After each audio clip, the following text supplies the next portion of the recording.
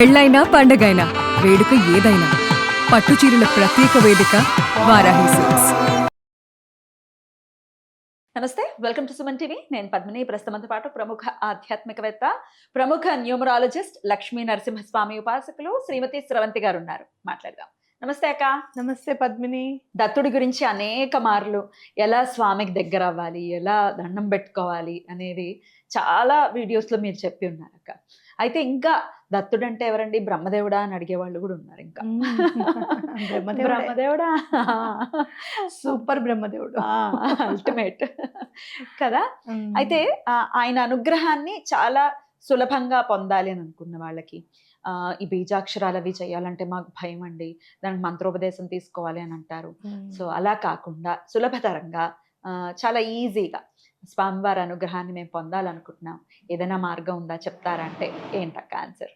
తప్పకుండా చెప్తాను పద్మిని. అటు అడ్డనామాలు, ఇటు నిలువు నామాలు, రెండు రకాల యూలు, అంతేనా కాదా? Of course. ఏ నామాలైనా అంటే ఏ దేవుడికి సంబంధించిన వాడు అని అంటే దత్తుడు అందరి వాడు, అంటే అన్నిట్లోనూ ఉన్నాడు, అన్నీ తానే ఉన్నాడు అని చెప్పుకోవచ్చు అనమాట. అలాగే శంకు చక్రాలు ఉన్నాయి, గదం ఉంటుంది, త్రిశూలం ఉంటుంది, రుద్రాక్షమాల ఉంటుంది, కమండలం ఉంటుంది. ఏమి లేదయ్యా ఆయన దగ్గర అనడానికి లేదు.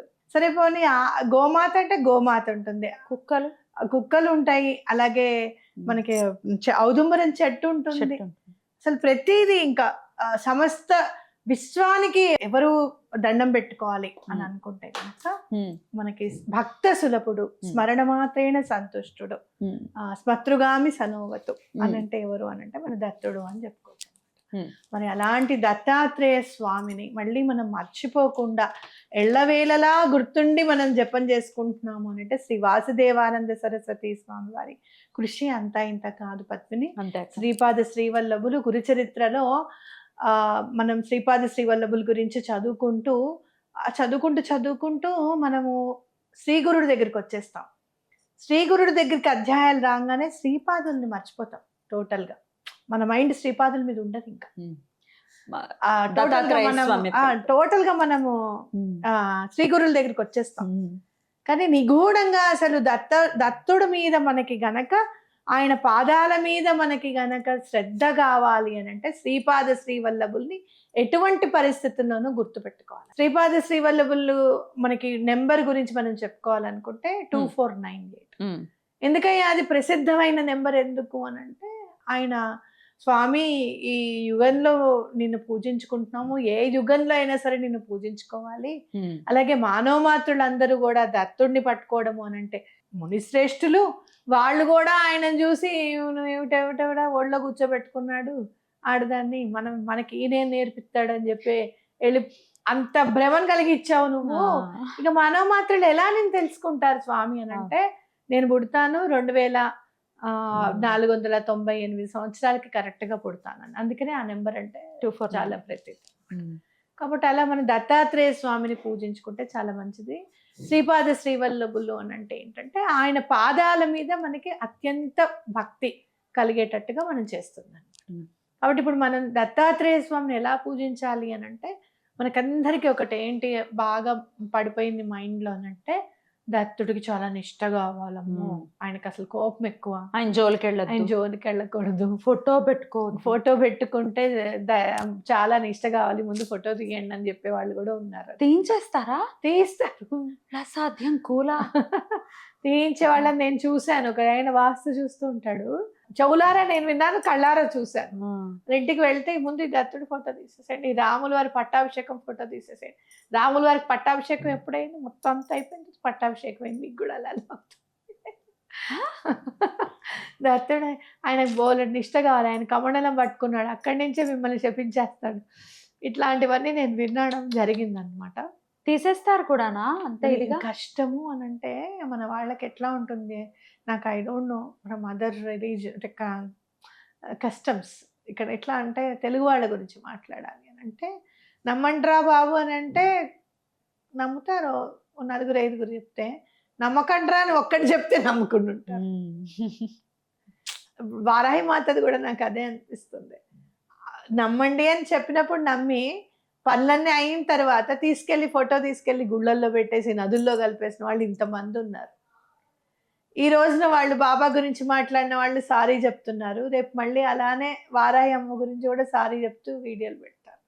ఈ కోల్పోయేది మనమే అని చెప్పొచ్చు ఖచ్చితంగా. కాళీమాతని పూజించకూడదు అని అంటే రామకృష్ణ పరమహంస కాళికాదేవిని ఎందుకు పూజిస్తారు? ఆయన అడుగుతారు, కాళీ నలుపా? ఎవరు చెప్పారు కాళీ నలుపని అంటారు. ఆయన చదివినప్పుడు నాకు ఇంకా ఆయన ఆయన ఎలా అన్నారా అని నాకు వినిపించింది పద్మిని. తెలుగులో చదువుతుంటే ఆయన జీవిత చరిత్ర చదువుతుంటే కాళీ నల్లగా ఉంటుంది కదంటే కాళీ నలుపా అంటారు. ఆయనకు అలా అనిపించదు. మనం అప్పుడు ఆయన ఎందుకు ఆ మాట అన్నారు అని అనుకుంటే మనం బెంగళూరులోకి కాళికామ్మ టెంపుల్కి వెళ్ళాం, చక్కగా పసుపు రాసిన ఎంత బాగుంది అమ్మవారు, ఈవిడ కాళీ ఎంత బాగుంది, అందుకనే ఆయన అన్నారు అనమాట కాళీ నలుపా అని అనిపించింది. అట్లా మన చేసే పనులు తదేక దృష్టిలో. మీరు దత్తాత్రేయ స్వామి గురించి చెప్పాలి అని అంటే శ్రీ గురుల గురించి తప్పకుండా చెప్పుకోవాలి. స్వామి ఈయన తీసుకొని వెళ్ళిపోయావు, అప్పచెప్పమన్నావు, నీకే అప్పచెప్పమన్నావు, అప్పచెప్పాను, మరి ఇప్పుడు ఎట్లా నా పరిస్థితి, నేను ఏం చేయాలి, నేను ఎలా బ్రతకాలి అని అనుకుంటే ఎవరు చెప్పారు అని అనిపించింది నాకు. మైలలో ఉన్నప్పుడే కల్లోకి వచ్చారు స్వామి నాకు గాణగాపురంలో. ఆ గాణగాపురంలో ఆయన పాదుకలు కాదు, మైలలో గానగాపురం ఏంటి? మైలు 10 రోజులు మైలు ఉంటుంది కదా, మరి కళలోకి వచ్చారు ఆయన. ఆయన కళలోకి వస్తే మీరు గానగాపురంలో ఉన్నట్ట? నువ్వు నేను కూడా వదలలేదు. మీరు అక్కడ చీరను కూడా వదలలేదు మళ్ళీ. స్వామి కార్యం స్వకార్యం. అది ఇక్కడ చీరలు బాగున్నాయి అంటుంటే మీరు ఏం చేస్తున్నారండి అనుకుంటూ వచ్చాట గుడి నుంచి ఒక అతను. అంటే ఉండు మేము 5 స్టార్ హోటల్లో దిగా అంటే నువ్వు ఏమో కూల్ డ్రింక్ తాగుతున్నావు అంట. మనం తాగుతూ వెళ్తుంటే చీరలు కనపడ్డట్టు, చీరలు ఎంత బాగున్నాయో పద్మిని అని చెప్పి చీరలు చూస్తుంటే గుడి నుంచి ఒక అతను వచ్చాట. వచ్చి రండి రండి అని చెప్పి తీసుకొచ్చాడు. పిలుస్తున్నారు మిమ్మల్ని గురువు గారు అన్నట్టు. వస్తున్నా ఉండండి అని చెప్పి వెళ్తే పాదుకలు లేవు, ఆయనే సశరీరంగా కూర్చున్నారు. శ్రీ గురులే కూర్చుని నేను ఇలా దండం పెట్టంట, నీకు నేనున్నాను, భయం వలదు అన్నారు. అంత నాకు లేవంగానే నాకు అనిపించింది, స్వామి మైల అని అనుకుంటాం, ముట్టుకోకూడదు అంటుకోకూడదు అనుకుంటాం, నువ్వు అన్నిటికీ అతీతుడివి, మనస్సు మంచిగా ఉంటే చాలు నువ్వు ఏదైనా చేయగలుగుతావు అనేది నాకు చాలా ఆనందంగా అనిపించింది. నేను చేసిన ఈ పూజలన్నీ ఇవాళ ఫలించాయి. నేను ఎలా బ్రతకాలి అని నేను ఏడుస్తూ పడుకుంటే నేనున్నానని చెప్పి వెంటనే చెప్పావు. నువ్వు నిజంగా చెప్పాలంటే అకౌంటబిలిటీ ఎవరికన్నా ఉంది, ఆన్సరబుల్ ఎవరన్నా అంటే భగవంతుడు, ఆయనకే ఖచ్చితంగా. అసలు ఆయన కల్లో కనపడరు కదక్క దత్తాత్రేయ స్వామి అంత ఈజీగా. నాకు ఒక్కసారి కనపడ్డారు శ్రీపాద శ్రీవల్లభులు, మళ్ళీ శ్రీ గురులాలనే స్మరణ మాత్రేణ సంతుష్టుడు గోపాల బాబా గారు. గోపాల బాబా గారు ఇలా పెట్టుకుంటే ఆయన వేళ్ళు ఇక్కడి నుంచి ఇక్కడికి ఉంటాయి, వాటిని ఇలా ఉంటాయి, ఇక్కడికి ఉంటాయి, ఈ వేళ్ళు ఇక్కడికి ఉంటాయి, గోర్లు ఉంటాయి. గోపాల బాబా గారు అక్కడ దాకా వచ్చారండి, మిమ్మల్ని చూడలేదు, పిఠాపురం ఎన్నిసార్లు వచ్చి మీ ఆశ్రమానికన్నా రాలేదు, అయ్యో వచ్చి చూసుంటే బాగుండేది కదా అనుకుంటే ఆ రోజు కళ్ళు కనిపించారు గోపాల బాబా. అలా గురువులు చక్కగా తొందరగా ప్రసన్నం అవుతారు పద్మిని. చూసుకుంటే గనక అలా ఏమన్నా మీకు అమ్మ ఓం ద్రామ్ దత్తాత్రేయ మహాన్ చదువుకోవాలి అంటే బీజాక్షరం ఉంది, మేము ఇంట్లో అన్ని కలిపేసుకుంటూ ఉంటాం, ఇలాంటి భయాలు ఉంటాయి కనుక బీజాక్షరాలు లేని మంత్రం ఉన్నది ఉందన్నమాట మనకి దత్తాత్రేయ స్వామిది. అది వాళ్ళ నేను రాసుకొని వచ్చాను, అది చదివితే చాలా మంచి జరుగుతుంది పద్మిని. అంటే ఇప్పుడు చూడు ఈ నామాల కిందనే ఇచ్చారు, అదే చదువుతాను చూడు. నామాలు ఏంటంటే ఆ విఘ్నేశ్వరుడి పాదపద్మములకు నమస్కరిస్తూ దత్తాత్రేయ స్వామి వారి నామాలు చదువుకున్నాం. దత్తాత్రేయ హరే కృష్ణ ఉన్మత్తానందదాయక దిగంబర మునే బాల పిశాచ జ్ఞానసాగర. అంతేనా? అంతే. ఈ 10 నామాలు మహామంత్రం. ఈ మంత్రాన్ని నిరంతరం జపిస్తే దత్తుని అనుగ్రహం లభిస్తుంది అని శాస్త్రం చెబుతోంది. ఇది బీజాక్షర రహితమైనది, రహితము అంటే బీజాక్షరాలు లేనిది అని అర్థం. కనుక ప్రతి వారు జపించుకోవచ్చు. జపించడం సులభం, ఫలితం మాత్రం దుర్లభమైనవి కూడా లభింపజేసేటటువంటి శక్తి గల మంత్రము. అయ్యో మన వల్ల కాదమ్మా ఇది, మన దగ్గర 30 లక్షలు ఉన్న ఇల్లు కొనుక్కోవాలంటే 50 లక్షలు కావాలి అనుకున్నప్పుడు ఈ మంత్రం చేయండి. అంటే అసాధ్యమైనటువన్నీ కూడా మనకి ఇక దుర్లభము, మనకు అందదు అన్నటువంటిది కూడా మనకు అందేటట్టు చేస్తుంది ఈ మంత్రం అన్నమాట. అలాగే దత్తాత్రేయ స్వామి కూడా తొందరగా ఆయన నామాలు చదివితే కూడా ఫాస్ట్ గా ప్రసన్నం అవుతారు. అవునా? ఎన్నిసార్లు మరి ఈ నామాలు చేయమంటారు?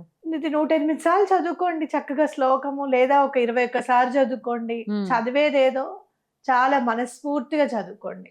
దత్తాత్రేయుడు అన్నప్పుడు ఆయన ఆయన కనిపించేటట్టు, హరే కృష్ణ అంటే ఆయనే కృష్ణుడిగా ఉంటే ఏంటంటే, బాలోన్మత్ అంటే ఆయన ఉన్మత్తుడుగా ఉన్నప్పుడు, ఆయనకు కోపంగా వచ్చినప్పుడు ఆయన ఏం చేస్తున్నాడు ఆయనకే తెలియదు అన్నట్టుగా ఉంటున్నప్పుడు ఆయన ఎలా ఉంటాడు, మునిగా ఉంటే ఆయన ఎలా ఉంటాడు, ఇలాంటివన్నీ కూడా అంతే తెలుసుకొని చక్కగా విజువలైజ్ చేసుకొని చక్కగా చదువుకోండి. నియమాలు ఏమైనా ఉంటాయా మరి ఇవి చదివేటప్పుడు?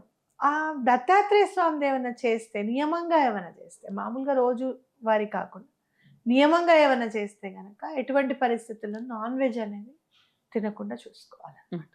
21 రోజులు చేస్తున్నారా? 41 మీ ఇష్టం. అలాగే మీకు తెలిసిందే కదా బ్రహ్మచర్యం పాటించడం అలాంటివి చేయాలి. ఒకవేళ మీరు 21 days మండలం దీక్షలాగా చేస్తే దీక్షలాగా చేయండి. లేదు మీరు హాయిగా ప్రతిరోజు చదువుకున్నా మొదలుపెట్టిన రోజు నాన్ వెజ్ తినకుండా ఉండండి, మొదలుపెట్టిన రోజు కొంచెం బ్రహ్మచర్యం పాటించండి. అద్భుతంగా తెలియజేశారు. దత్తస్తవం కూడా మీరు నేర్పించారు, గుర్తుందా? కాదు, 4 ఏళ్ల క్రితం. అవును, నేను దాన్ని జీవితంలో భాగం చేసుకున్నాను. మొన్న ఈ మధ్య కూడా వీడియో పెట్టా, షార్ట్ చేసి వీడియో పెడితే శ్రవంతి గారు మాకు నేర్పారు, నేను కూడా నేర్చుకుని నేను కూడా చదువుకుంటున్నాను కామెంట్లు పెట్టారు. కామాఖ్యకి వెళ్ళాం కదా, కామాఖ్యకి వెళ్ళినప్పుడు తెలుగు వాళ్ళు వచ్చారు, గుర్తుపట్టారు నన్ను. గుర్తుపట్టారు. మీరు దత్తాత్రేయ స్వామి, శ్రీపాద శ్రీవల్లభులు చెప్తారు కదండి, అన్నీ చేసుకుంటాను నేను మీరు చెప్పినవన్నీ స్వామి గురించి. అసలు శ్రీపాద శ్రీవల్లభుల్ని ఆయన పరిచయం చేసిందే మీరండి మా జీవితంలోకి అన్నప్పుడు చాలా ఆనందం అనిపించింది. చాలా హ్యాపీగా ఫీల్ అయ్యాను నేను. కామాఖ్య అస్సాంలో కూడా గుర్తుపెట్టేశారు నన్ను. పర్లేదు, అంత అస్సాం అయినా కూడా పర్లేదు. అద్భుతం అక్క, చాలా చక్కగా వివరించారు. కృతజ్ఞతలు అక్క. నమస్తే. నమస్తే.